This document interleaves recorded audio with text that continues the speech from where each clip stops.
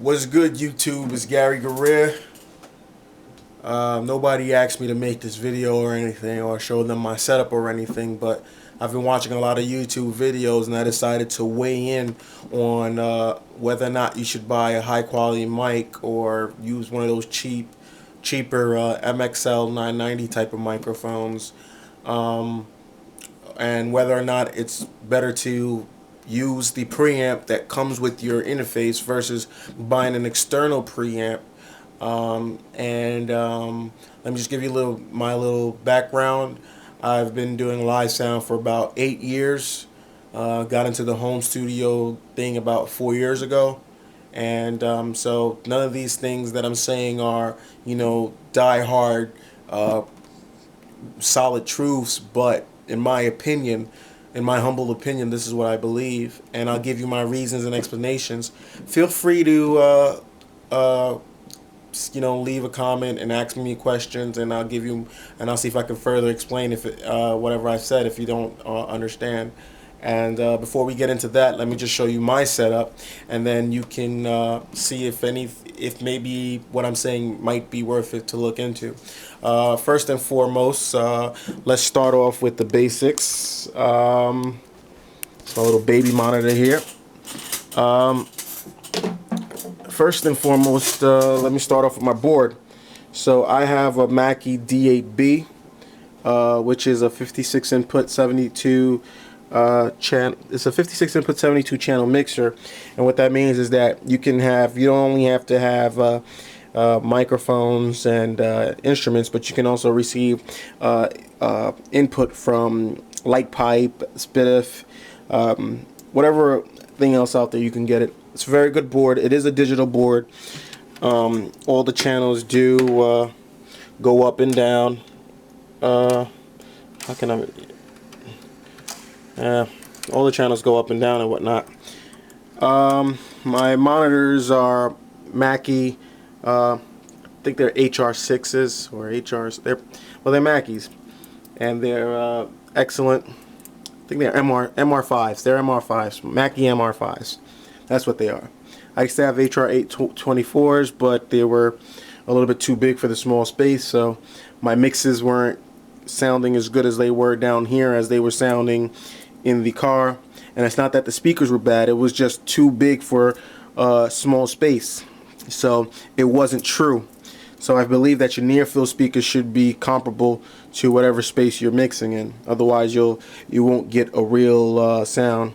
My interface is an M-Audio Profile Light Bridge, and I like this because at once, like when I'm doing live recordings, I can bring in 34 channels of light pipe into Pro Tools at one time, versus if you have a Digi 003 or Digi 002 or whatever, any of these things, the most you'll get are 8 channels, unless you're in an HD system or some sort of interface that can do more than that. But most of them are usually 2 to 8 channels.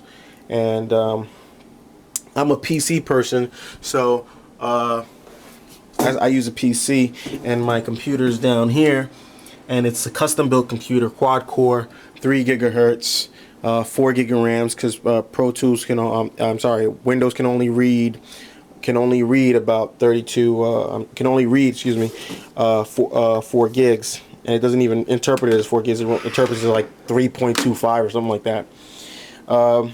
This is my M-Audio KeyStation Pro. This is my MIDI controller. Pretty cool piece of gear. It's 88 keys, weighted, and what else is there to show you? Oh, my outboard gear. What else do I have down here before I go to that? I have a 24 track recorder. That's a HDR 24. You can actually mix on that itself. This piece down here, you can actually mix on that itself if you wanted to. But with the age of computers, why not use computers? And I have 2 external preamps. Of course, the Mackie pre's are pretty good, but you gotta have external pre's, in my opinion. My first pre right here is a Focusrite. It's a Voice Master Pro, decent pre. It's about $100 right now. if you want to get that.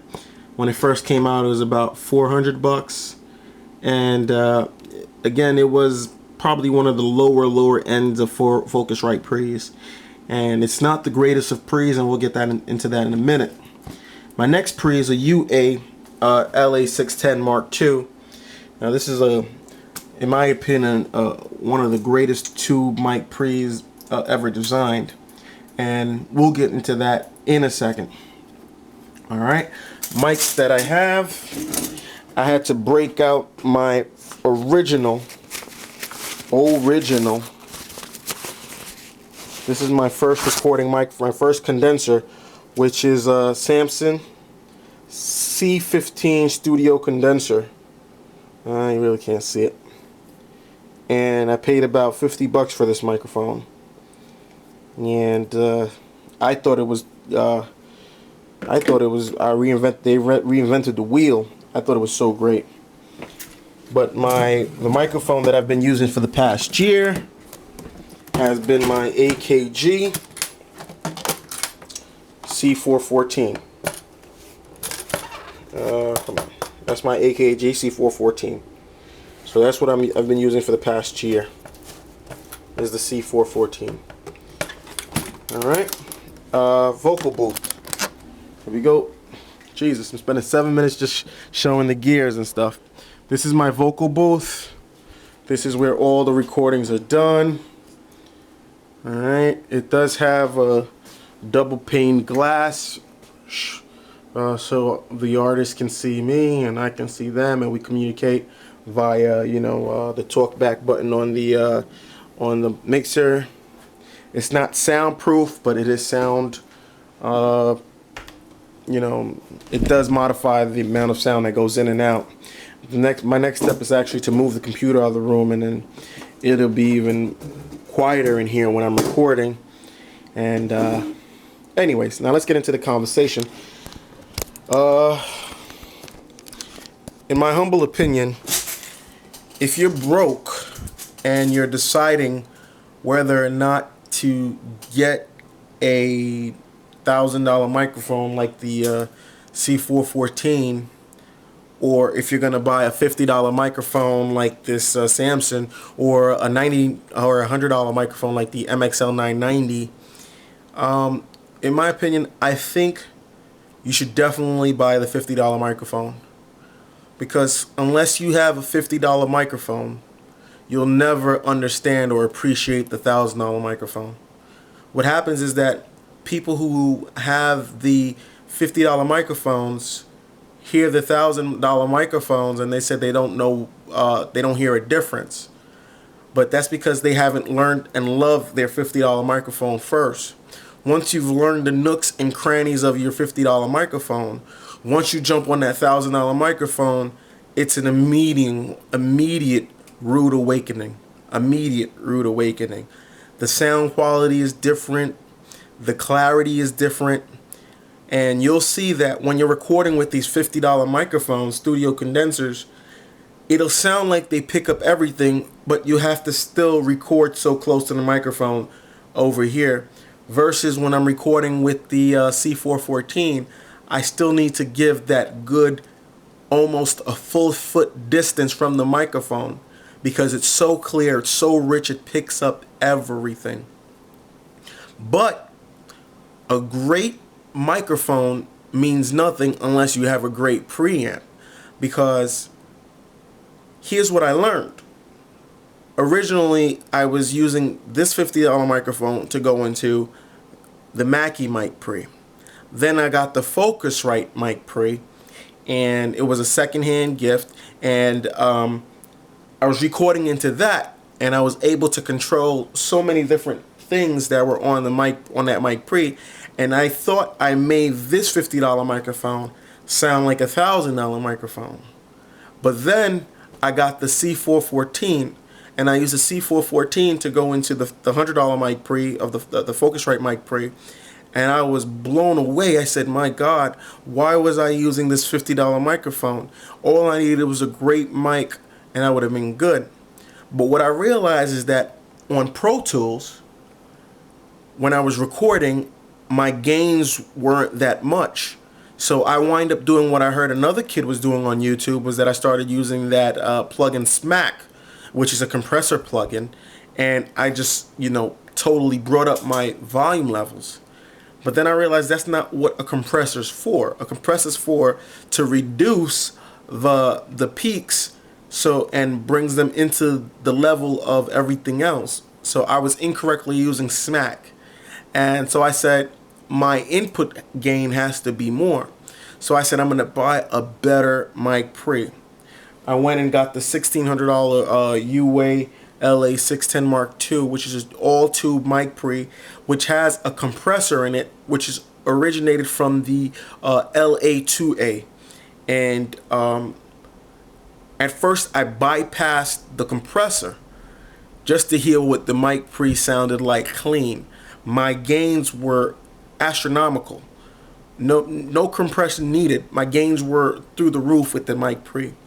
Then I put soft compression at about, this one is set at 3-to-1, but you can make it a hard knee or soft knee, meaning that the attack and release ratios are differ and become more harsh the higher you turn the peak reduction. And you can look up this mic pre to understand what I'm saying. It's actually this channel strip mic pre to understand what I'm talking about. And when I compared it to the Focusrite using the C414, I said, oh my lord. People heard differences in my recordings immediately. You're not spending half of your inserts or half of your time putting in plugins to make it sound good. It sounds great coming right out of the chain. There's no plugins necessary. If there's anything that you want to add to it, it might be a little reverb. It might be, effects to remove the dryness, to make it fit into the mix. But there's no changing the sound to make it sound good. The sound itself sounds astronomical. So, in my humble opinion, for everybody who's debating on whether or not to get a mic pre or debating whether or not to spend $1,000 on a microphone, I say spend it. Spend it after you've experienced the $50 microphones. And once you've experienced the $50 microphones and you've learned the nook and crannies and you realize all the heartache you have to go through to make it sound good, when you get that $1,000 microphone, you'll just be blown away. And now you can spend more of your time making the track sound better versus trying to EQ with the microphone, trying to EQ the vocals, trying to compress the vocals to I don't know. I can tell you thousands of things that I've done. De-essers. You're just adding plugins on top of plugins on top of plugins just to fix your vocals, when all you had to do is get a better chain, a signal chain, which is great mic pre, decent interface, and boom, that would have fixed everything. So that's my humble opinion. Hope everyone has enjoyed it and learned something from it. And if there are any questions, feel free to contact me, Black Jesus 1026 at Yahoo, or just hit me up on YouTube. All right, be good.